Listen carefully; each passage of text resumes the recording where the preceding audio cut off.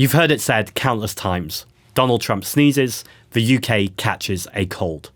So how worried should we be about a second Donald Trump presidency and everything that's happening in the United States right now? One of the leading voices on the left in the US has been Hasan Piker for years now. What's up, everybody? I'm Hasan Piker. I live in Los Angeles, California. I'm a socialist, Marxist, communist. And I'm delighted to be chatting to Hasan today.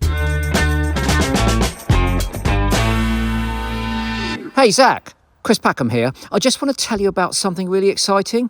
EcoTalk.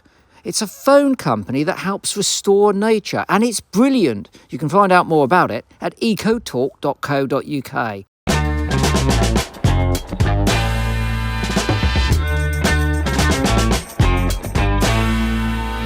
So Hasan, one of the most surreal experiences I've had since I was elected as leader of the Green Party was seeing you talk about me on your stream. And that's because I've watched your stream for a long time. I've loved your work for a long time. And in fact, on election night, in terms of the US election night, I was watching various American channels before I got really, really sick of the coverage, and I put your coverage on.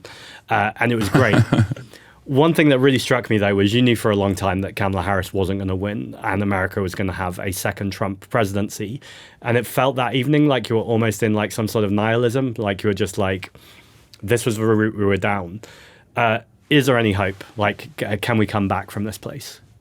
There's always hope. I mean, if you're leftist, if you're socialist, Marxist, if you're an anti-imperialist, look around over the course of the past 2 years. And while there's so much chaos and commotion happening everywhere, a lot of people, especially with respect to the genocide that Israel is committing in Gaza, people's attitudes have changed dramatically.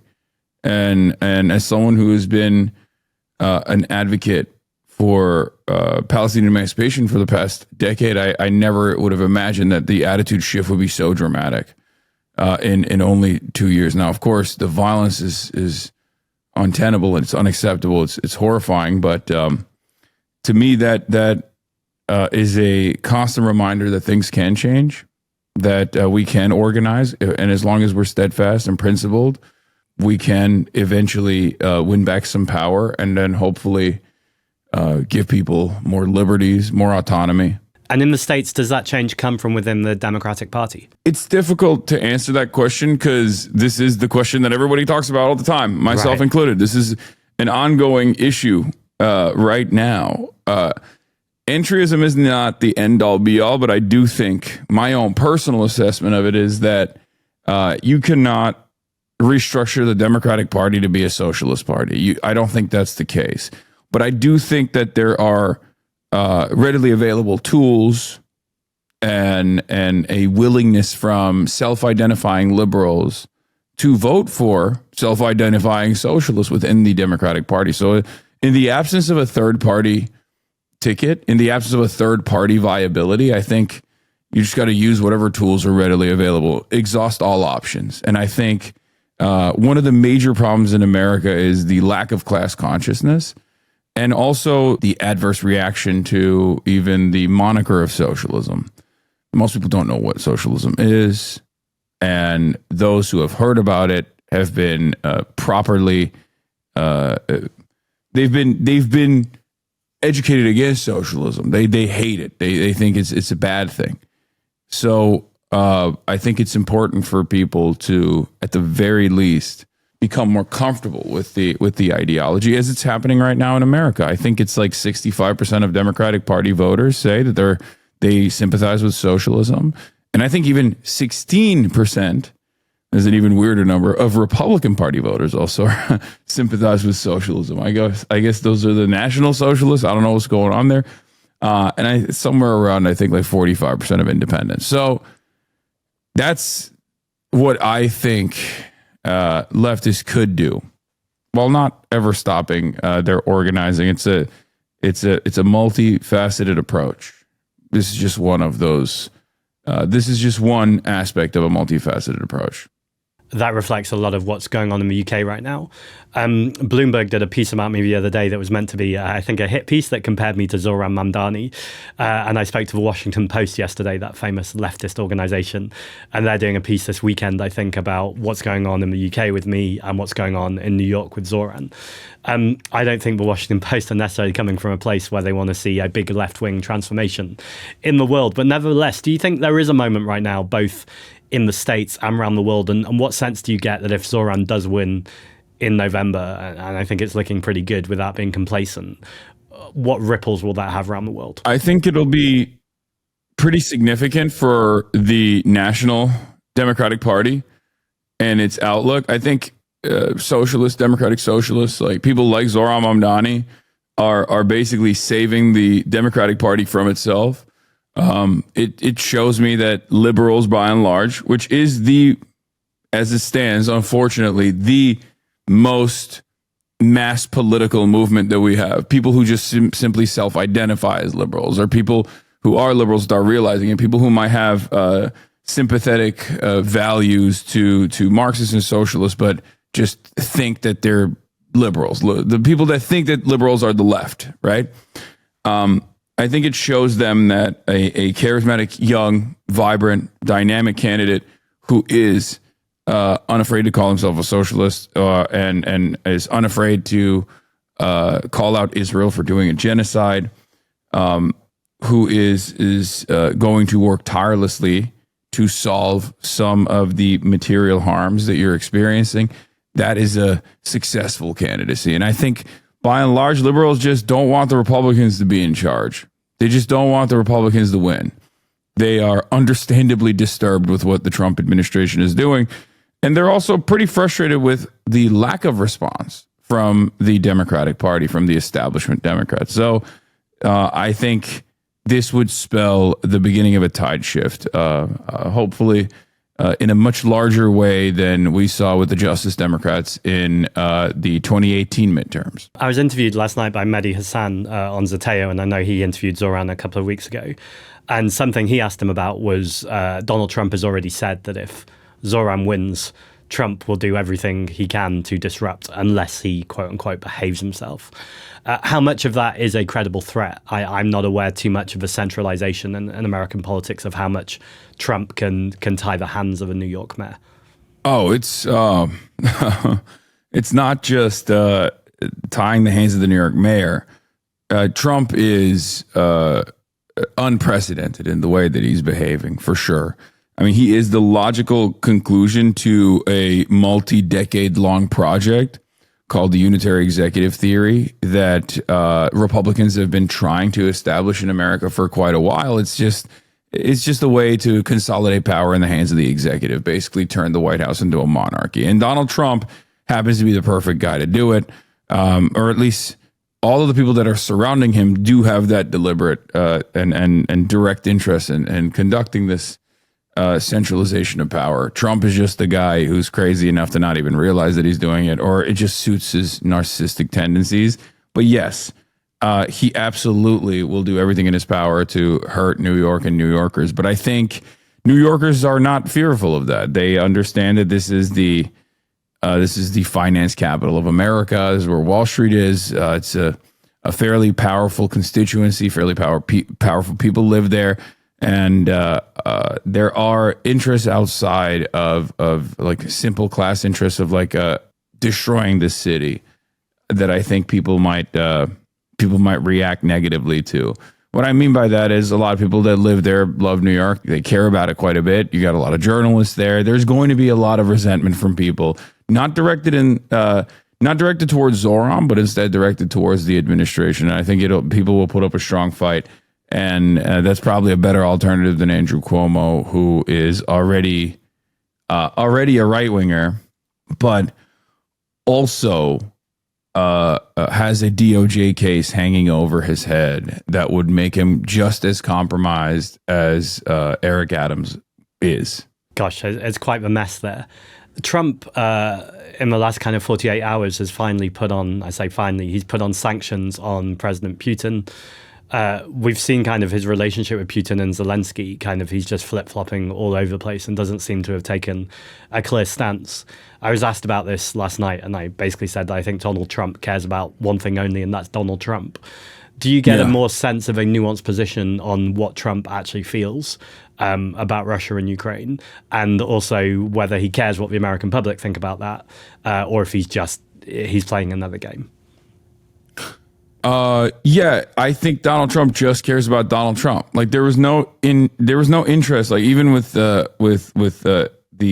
Gaza peace plan, the so-called Gaza peace plan. There's no like real interest. There's no real humanitarian interest from the Trump side. He just wanted to, I think, set up business deals with Gulf states, and also thought that like Israel was losing too much momentum and goodwill around the world. And he just wanted to set up business deals, and he was just like, "All right, enough." Like, and that ceasefire is on tenuous ground; it might not hold, but I'm just saying that like that was the major motivator for him. It wasn't like the humanity of Palestinians, right? And the same thing goes for Ukraine and Russia. I don't think he cares one way or another. I think he has a lot of sympathies towards Putin. I think he respects Putin. He has a lot of reverence for Putin. Just as he does for Recep Tayyip Erdogan, and even Xi Jinping, like what he considers to be like a charismatic authoritarian strongman, he has a lot of respect for.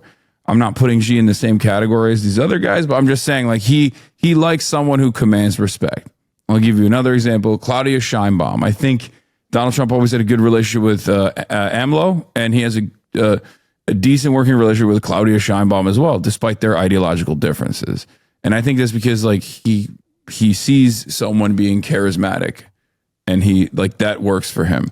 Anyway, I'm all over the place. What I was trying to say is the real story with Russia and Ukraine isn't necessarily Trump's own narcissistic tendencies, his own personal selfish desires. I think the real story is multipolarity. And not only multipolarity, but I think the lack of cards that America truly has in this struggle, in the absence of trying to approach this in a more unified fashion and trying to bring other larger partners, senior partners in the coalition on the opposing side to the treaty table as well. And what I'm talking about is China. I think there is no way out of the Russian invasion of Ukraine by simply assuming that you have a decent relationship with Vladimir Putin. Putin has shown time and time again he is going to manipulate Donald Trump. He has already manipulated Donald Trump. He has floated the notion of a ceasefire, knowing full well that it would have positive reverberations for Donald Trump. It's something that he ran on, right? Putin's very aware of Trump's background and Trump's promises. And yet he's dangled that ceasefire in front of him only to continue extending the process, only to continue fighting and even taking over additional territories. The first time he actually dangled the ceasefire, he got Donald Trump to actually humiliate Zelensky in this previously unheard of fashion. It was just so insane to like ruin your own proxy, your own ally, whatever you want to call it, like to ritualistically humiliate them while simultaneously aligning with your adversary is not exactly art of the deal stuff. But maybe that's what his ghostwriter wrote in there. I don't know. But my point is, I don't think that Donald Trump can establish a long-standing treaty without trying to bring China on board as well. And I don't think he's going to do that anytime soon, because China is the major. There's only two ways to handle this. There's only two ways to handle every crisis, but especially this one as well. You either keep increasing the militancy, you keep sending more weapons, you send the Tomahawks, you say, oh, you can start hitting long-range targets. But ultimately, if this conflict is going to be resolved on the battle lines, like who has leverage, depending on the battle lines, then Russia is doing quite well. A lot better than they were doing when they went into Kyiv and then they got pushed back, right? That was when America and the Western powers had the maximum amount of leverage. And I think that Western powers actually failed to do the right thing in that moment. Having said that, ever since then, with the spring counteroffensive failing and and with Ukrainian numbers diminishing, Ukrainian manpower diminishing, and the appetite for continuing even this defense is going away in the eyes of Ukrainians by and large, it feels like they can't make up for it with more weapons. Like they can't make a stronger defense with more weapons. They need more people. And in the absence of, like, I don't know, invoking Article 5 or sending in standing militaries from other countries, which I don't think anyone's going to do, you have to, and also, you know, trying to escalate on the sanctions side, which Trump is trying to do right now by like by attacking India. I just don't think that that moving in that direction is going to solve this, because I don't think America has as much global power as it once did. So you got to move in the opposite direction and try to set up like a multilateral treaty with other partners on the adversary side. And zooming in on this kind of issue of charisma and leaders with charisma, how do we on the left kind of walk this tightrope between needing someone who is the leader of a movement who can say, follow me, let's go, and do the community organizing, but without people losing their own agency and empowerment, and instead just looking to a figure and saying, you know, tell me where to go. Whereas our politics on the left is the complete opposite of that, which is about empowering people to organize themselves. But do you think in 2025, with social media, with capitalism, with the world we are, we kind of need those figures, or where do you sit on that? I don't think like a singular great man is going to move history. I've never been a believer in that. I will, however, say that good leadership is a necessity at all times. Charismatic leadership is a necessity for sure. Because I think good leadership is capable of emboldening people, galvanizing people, getting them excited, and getting them to organize. So it's never a bad thing. It's never a bad thing to have leaders who get their notes from the masses on the socialist side, on the socialist movement side, but are empathetic, unafraid to be radical and bold, that will then, I think, instill confidence upon the masses to also feel the same way, to also be able to express their discontent at times, or to organize. Why do you think there's been a lack of that leadership on the left? And maybe I'm not clearly nearly as familiar with left-wing politics in the States as you are. I'm pretty familiar. But I felt like before Zoran came along, for instance, we were looking at people like Pete Buttigieg, which, you know, I think there's a strong argument if that's a left-wing politician, but was certainly without a doubt, he's someone who was able to communicate in a way that spoke to people's hopes and fears. But that often feels like there's a desert of it on the left. Yeah, I don't think Pete Buttigieg is a good example of this, because obviously good leadership alone is not going to float you. Right. I would go so far as say like Barack Obama is a better example of this. Like, he was a charismatic leader, he was an orator, and he brought about perhaps the most devastating blow to the progressive movement. Like, he had an organizational tool called Obama for America. He basically put it under the DNC. He shuttered it. The organization was supposed to actually work as a bully pulpit mechanism when he was in office, right? He was going to use this million door knocker army to just like go and demand Medicare for all, right? Or the public option, an expansion of social safety nets and stuff like that. And he didn't do that. And I would say that his charisma and his skills actually definitely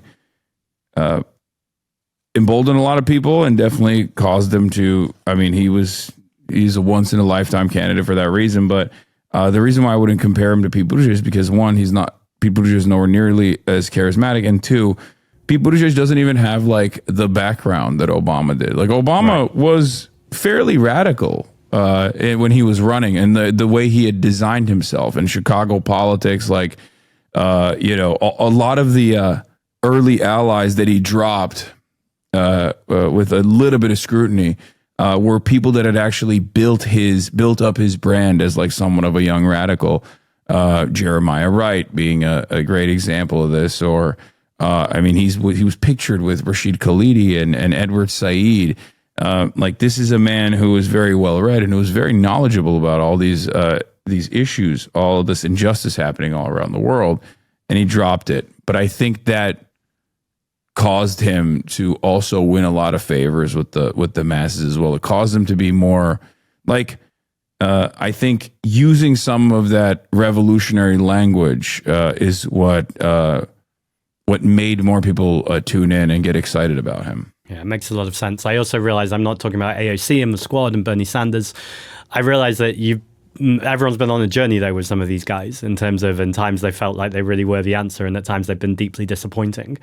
How do you navigate as someone who is there to essentially commentate on these things? You're not there to necessarily pick a side, and certainly not unconditionally pick a side, but people who have compromised on some of the worst things to compromise at different points.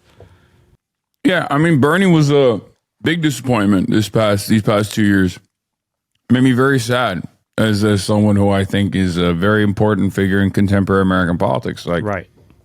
I never would have thought that he'd just be hard stuck on liberal Zionism. You know, like the person who in 2016 was advocating to deny weapons transfers to Israel on his presidential nomination run. I never thought that he would just go, and that's all I want to do. I thought a person that was doing that in 2016 would be an avowed anti-Zionist and just like seeking to expand the permission structure. And yet it turned out that he's a very stubborn guy, and that's just like, he does have a hard line there. Now, he doesn't stop other people who are far more radical than he is, far more to his left from running. He will stand by their side. He doesn't shy away from promoting them for being anti-Zionist. So I respect that. But we have to be critical of the people that we admire. But we also have to, I think, look at it with a broader perspective. While he's doing that, he's also moving the needle in a positive direction for a lot of other issues.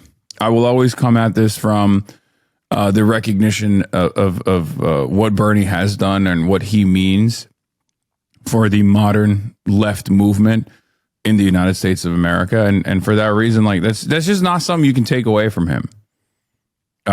All of his life's work in that regard. It's just not something you can take away from him. So, I will always have my disagreements on issues and disappointments, but I will always be serious in my criticism. My expectations are always matched to what I consider the mean to be. In terms of congressional performance, my expectations for him are much better, but he's still one of the best. Agreed. I think that's a really nuanced answer, that people can be flawed. And actually, when we support people, they're not like football teams or soccer teams. We don't have to support them all the time or support the other one. You can kind of recognize people's achievements at different times and have a much more kind of transactional relationship with who you support. Yeah. I jumped straight into this interview because I was excited to talk to you and find out your opinions on things. I realized I missed a pretty big bit, which is I know exactly who you are, but for the UK audience, some of them who won't know who you are, who are you and what do you do? What's up, everybody? I'm Hasan Piker. I live in Los Angeles, California. I'm a socialist, Marxist, communist, leftist political commentator here in the United States of America. And that's it. I live stream on Twitch every single day for 7 hours every day now. I've lowered the amount of hours. It used to be 8 to 10. Now it's around 7 to 8, 7 days a week. I started part-time in 2018 when I was working at the Young Turks, and I started doing this Twitch stuff. And then I went full-time in 2020. And I often think about this when people are really engaged with politics in the way that you are, ever think, actually, things are so bad right now, I have a lot to offer or contribute. I want to get involved, or I want to do something, I want to speech write, or I want to go on a campaign? Or do you see your role as, and this isn't to dismiss your role, I think commentary is really important and you're clearly doing important things. But I guess I'm putting myself in your shoes. There's no way I'd be able to go, no, I just want to go fix that now. But maybe that's why we do different roles. Yeah, I do everything short of actually running for office. Like I talk to politicians, both privately and out in public, interview them. I work with campaigns. I have a community that is almost entirely filled to the brim with door knockers, organizers, labor leaders, and the like. So, that's a fairly powerful tool for change. In terms of like what I see my role as, I'm just a regular dude that sees right from wrong and wants to express his discontent, or at least give people the tools to understand exactly what to get mad at. Because I think there's a lot of anger and resentment in the air right now, but most people don't understand exactly who's causing the pain that is making them angry. Yeah, I mean, there's so much anger going on. So what drives you? Because presumably you're not just driven by the anger. I don't know. People say it's because I'm autistic and I have a stubborn but strong moral compass that I just abide by. That's probably that probably has a little bit to do with it. I genuinely don't know. I'm a very stubborn person, and this is just something I've always cared about. I feel like injustice is unacceptable. And it's not like I wouldn't say I'm a victim to it. I mean, I've lived a fairly privileged life.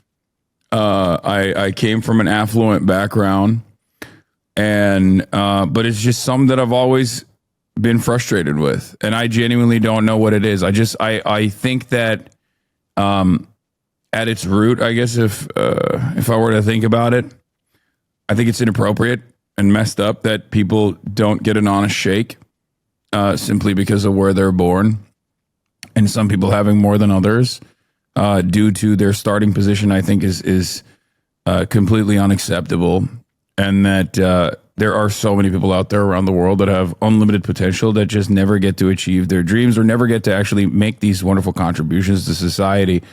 And I direct the blame back to the systems that we exist under that thrive on these inequities, that make these inequities a necessity for the way commodity production is currently designed. And I want to address that. I want to change that. And I never get a sense that you're waiting around for the perfect candidate or the perfect campaign.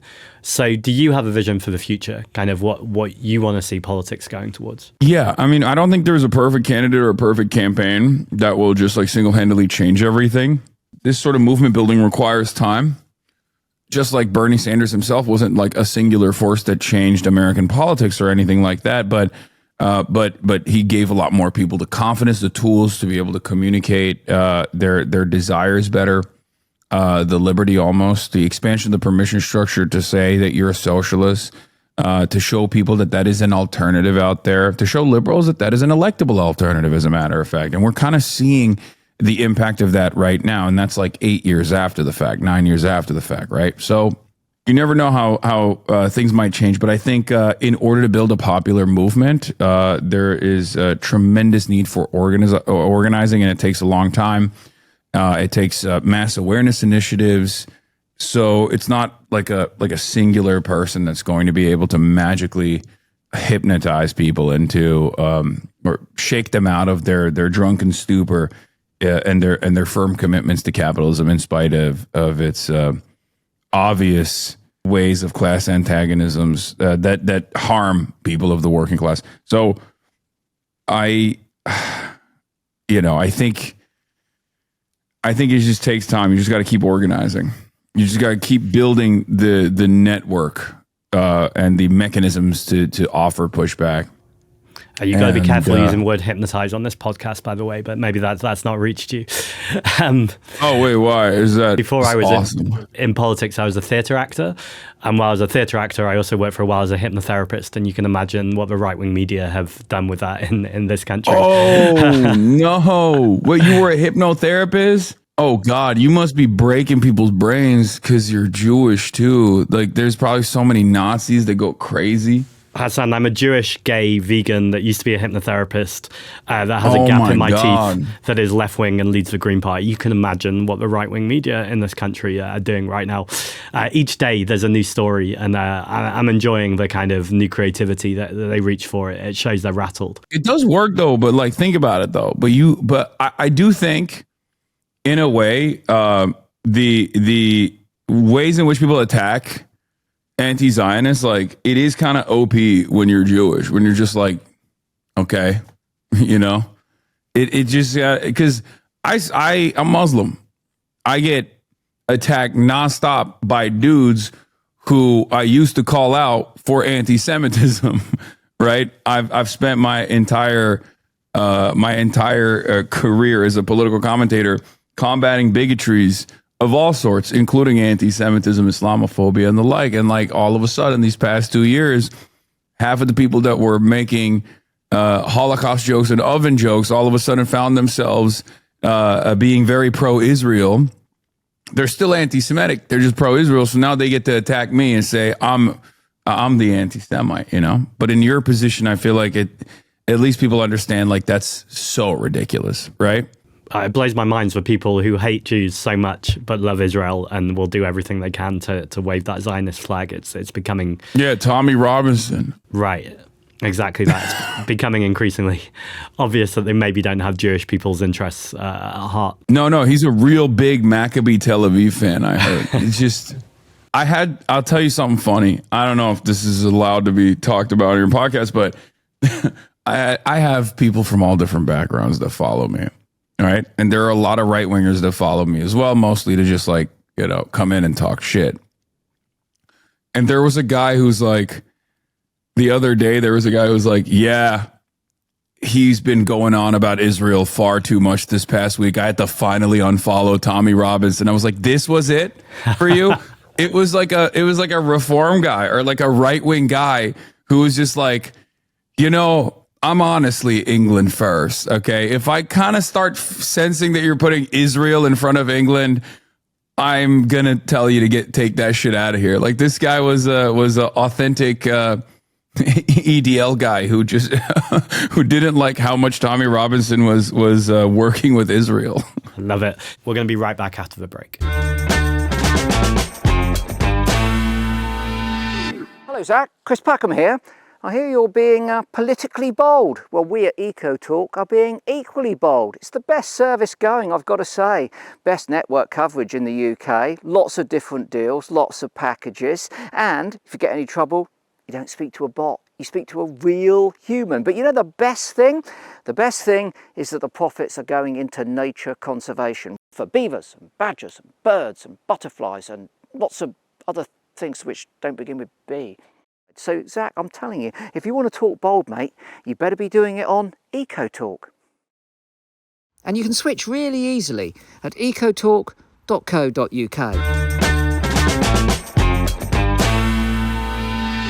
The best thing that's happened to me today, other than this conversation, is Piers Morgan has said in the press that I'm the person who bothers him the most. And I just feel like that's a real achievement to get under Piers Morgan's skin. Wait, why? So he interviewed me recently on his TV show, and it was meant to be an interview about how the Greens have doubled our membership recently. We're highest in the polls that we've been for a long time. But he spent the entire conversation asking me if a woman can have a penis.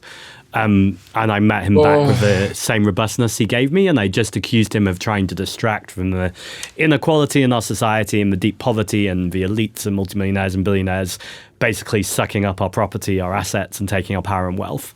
And he just kept saying, I can't be a serious politician if I think a woman can have a penis. It's just like, I mean, you nailed it. You're very experienced in this front.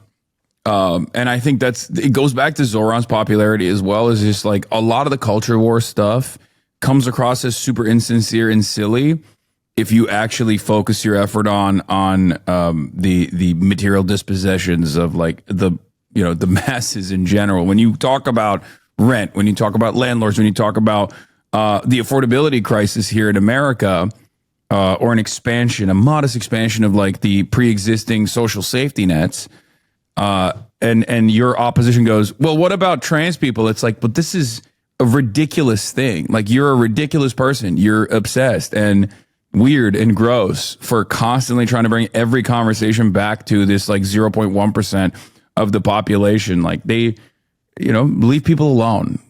Leave them alone. I think it's and let's focus on the real issues that matter. And I feel like that is fairly effective.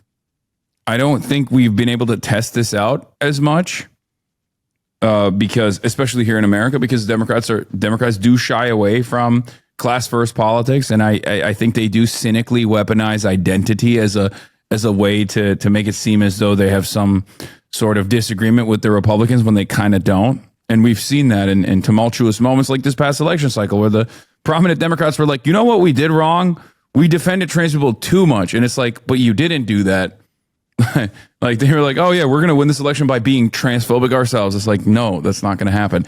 You're going to win the election if you actually focus on the real bread and butter kitchen table issues and show how insincere and silly your opposition is by forcing them to constantly go back to culture war stuff.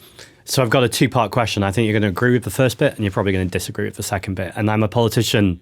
I love to be challenged. So I'm almost doing consultancy here. Feel free to challenge me.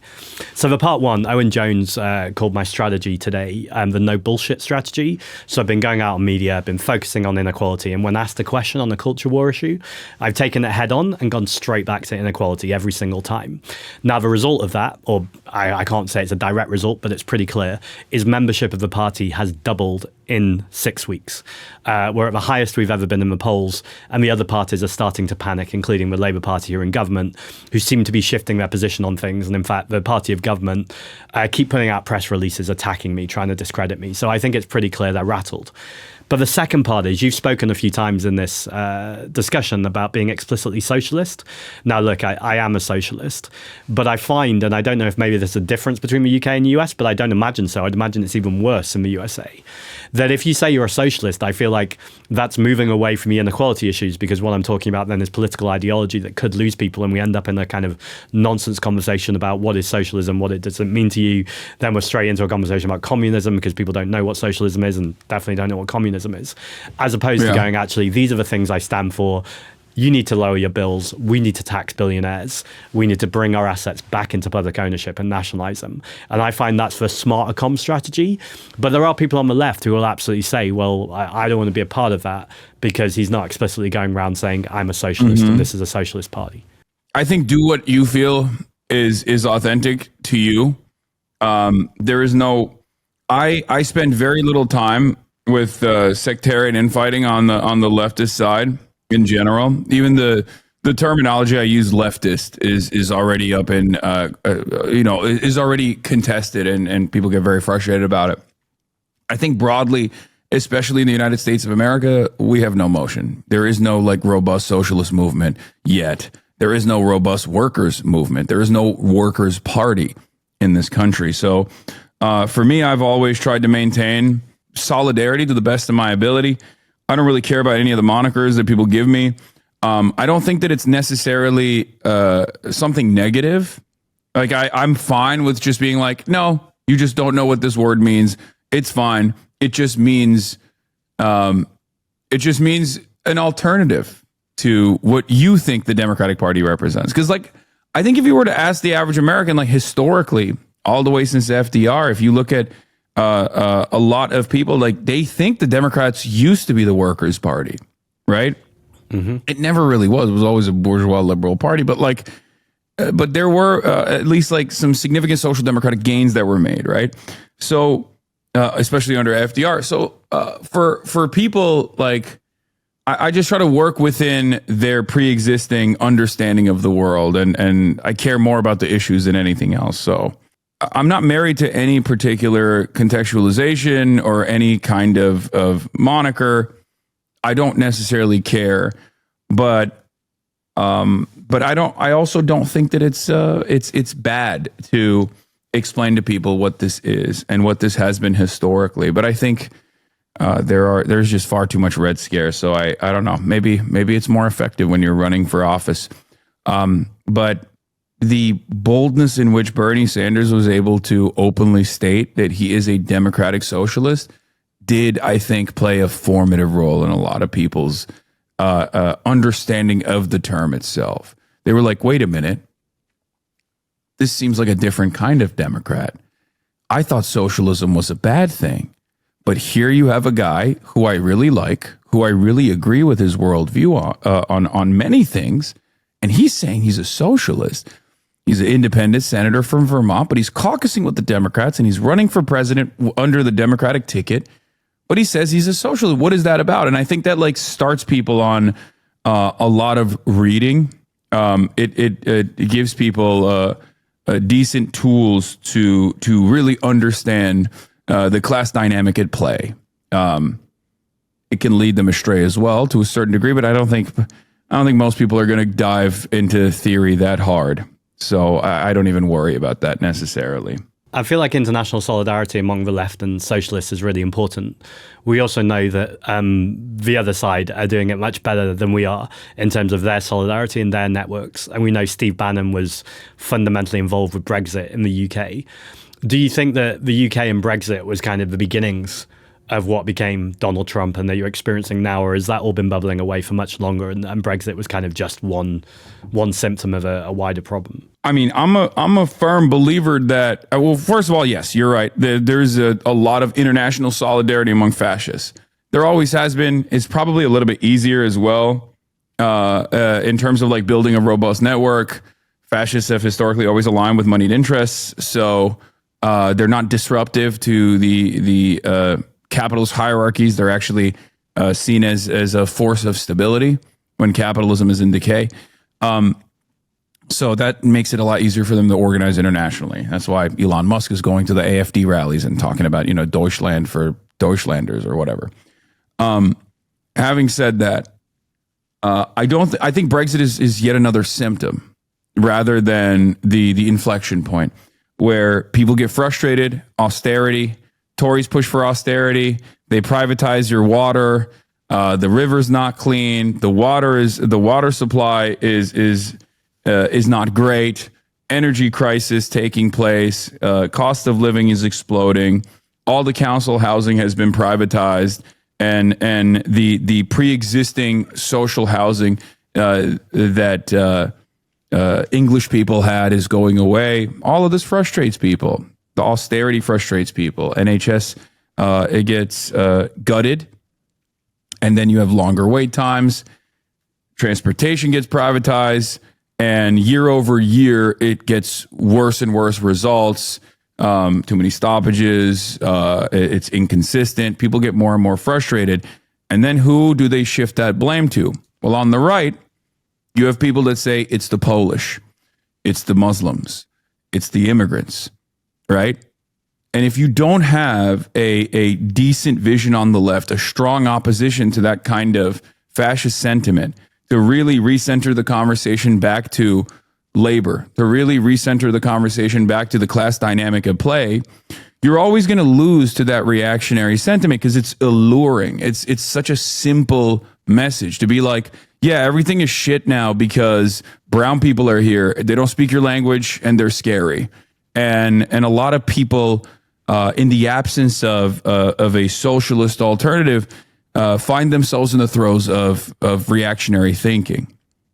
And that's precisely what has happened in every single Western European and Eastern European as well liberal democracy so far. And it's been going on for quite a while. And I don't think Brexit was the first instance of this. I think Brexit is just a continuation of that same issue getting worse and worse year over year. And I think like the Labour Party turning into, I can't even say a more moderate version of the Tories at this point, because I feel like what's the major difference between the Labour Party now and like what the Tories used to represent? They're tough on immigration, right? Like they wanted to. They even talked about potentially doing the Rwanda plan, right? Like it's just insane. I've never seen anything like it, but that's exactly what the Democrats did in America as well. So I have seen something like it, and they lost. Right, the Democrats lost for doing that exact same thing, taking a right wing approach to immigration, and that's what it is. That's what Brexit was. Brexit was just like shifting the finger of blame over to a lack of perceived sovereignty over the UK because this much more powerful, scary globalist force that is known as the EU was actually not offering England favorable trade deals or something. And it's just like they were, and it was beneficial for the UK. And capital owners still have, in the absence of like improving work conditions, in the absence of giving more autonomy to the labor force, like they're still going to need a migrant labor force that they can use as a depressive vehicle for wages in general. And the solution to that is to immediately document people and allow them to participate in labor democracy rather than to have this two-tier labor system like we have here in the United States of America that is a constantly refreshing pool of the dispossessed masses from all around the world that are victims of American and Western imperialism that come in and will work for pennies on the dollar as opposed to the natural born labor force in the country. That's a much more holistic and long-standing solution to this problem. But it's also very difficult to communicate that in this current messaging environment where, you know, billionaires control every single outlet, every single medium, whether it be Twitter, TikTok, all the social media platforms. And it's virtually impossible to organize in that situation, unfortunately. But we still do it, you know? You've got an amazing perspective on this because you've had a ringside seat to what happens when a party that claims to be of the centre-left tries to challenge fascism and does it by appeasing the right. What advice would you give to Keir Starmer in the UK, considering what you've just lived through? I can't say it out loud. What advice I give to Kid Starver? I can't. I would get you in trouble. I'll get myself in trouble. No, I mean, look, he's such a charlatan. He is such a ridiculous charlatan. Even with the Palestine action stuff, like the very same defense that he successfully mounted for Iraq war protesters, he is now on the opposing side for Israel. I mean, you got potentially like allegedly Royal Air Force surveillance drones participating in the genocide of Palestinians. Is this the best use of the modest wealth that the British population has? Is the best use of resources right now? I mean, there is an unprecedented affordability crisis happening all over the place. People are very angry. People are very resentful. Instead of fixing your infrastructure, instead of fixing public transit, instead of renationalizing certain sectors and then trying to do your very best to fix England and restore its former glory, Keir Starmer is too busy being a lapdog to Israel and a lapdog to private interests in the exact same way that the Tories were. And as a consequence of that, now I've seen the polls. I mean, your party, the Greens, are cooking Labor now. Like, that's crazy. Labor has such a long-standing tradition in the UK, and the very fact that like the Keir Starmer, the Blairite flank has absolutely destroyed this once famous stronghold for workers is devastating.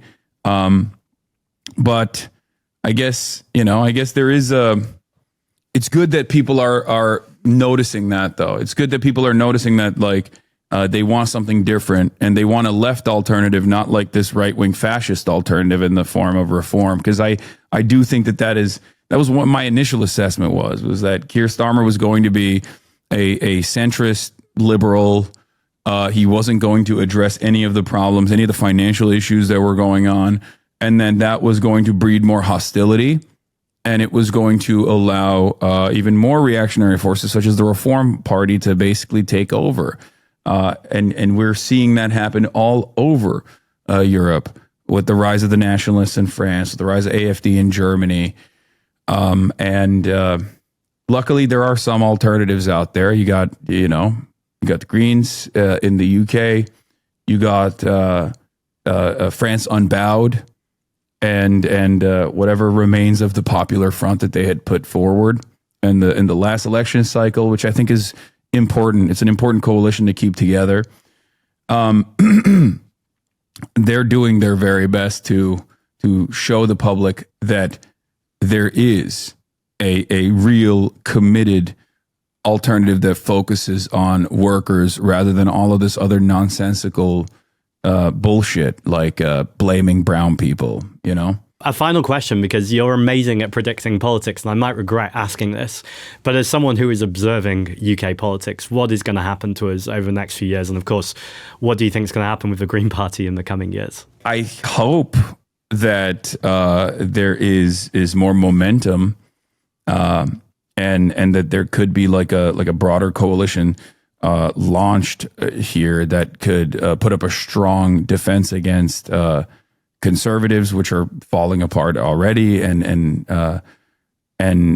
you can overthrow the reign of reform, potentially the way things are going. I think that there is an opportunity here, but then again, I don't know the profile of like the median British voter. Like, I don't know what their expectations are or how susceptible they are to right-wing framing, because it's a little different in every country.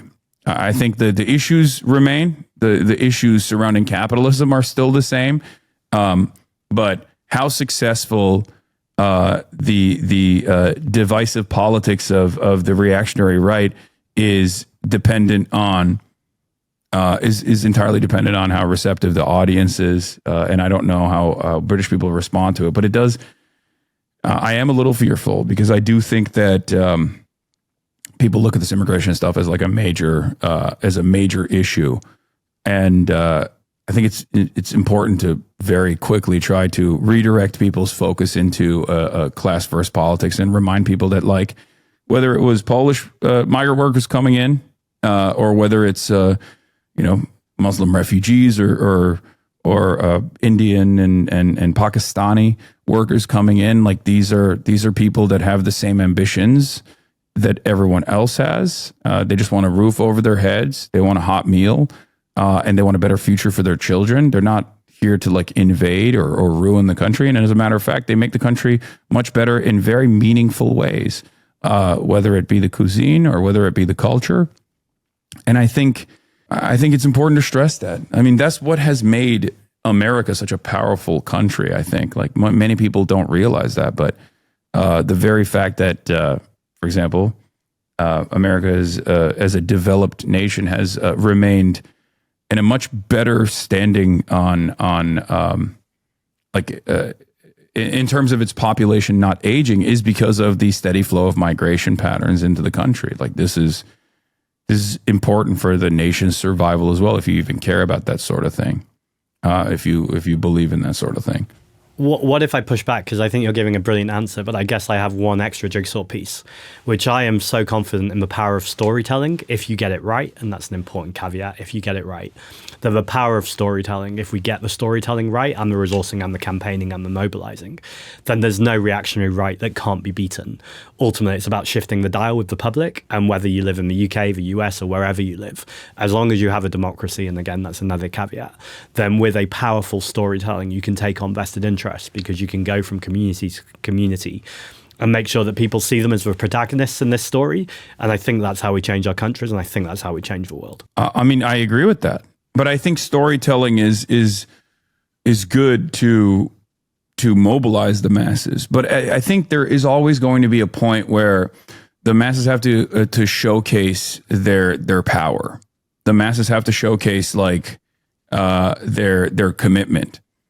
And I think you do that in a democratic process through the pressure valve of an election, and that's good. And I think that will hopefully be that will have the least amount of friction in terms of necessary change in the country. And I think that's how it happens. I really do hope that is how it will work. But you're right. Storytelling is very important. Well, thank you so much. Nothing but international solidarity. And I've really enjoyed the conversation. And let's maybe do it again. It was a great work, man. Thank you. Hey, Zack, it's Chris Packham again. I'm ringing to ask if you've switched to Eco Talk yet. Come on. The beavers are waiting for you, and you can go and have a look at them at ecotalk.co.uk.